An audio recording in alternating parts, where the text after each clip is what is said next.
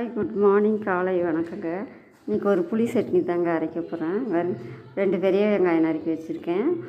பூண்டு 4 பல்லு வச்சு, 2 வரமிளகா, புளி, கருவேப்பிலை, உளுந்தம்பருப்பு கொஞ்சம், வரமல்லிங்க. வறுத்துக்கலாங்க. எண்ணெய் ஊற்றாமல் வறுக்கிறதெல்லாம் வறுத்துக்கலாங்க. உளுந்தம்பருப்பு போட்டுக்கலாம். வறுபட்டுருச்சுங்க.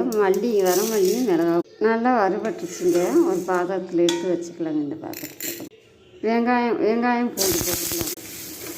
வெங்காயம் வதங்கட்டுங்க. கருவேப்பிலை போட்டுக்கலாங்க. வெங்காயம் நல்லா வதங்கிடுச்சுங்க. ஆற விட்டு அரைச்சிக்கலாம். ஒரு 5 நிமிஷம் புளி போட்டுருக்குங்க. மிளகா உளுந்தெல்லாம் பாருங்கள், லைட்டாக குறப்பாக அரைச்சிக்கிட்டாச்சு. வெங்காயம், புளி, கருவேப்பிலை போட்டுக்கலாங்க.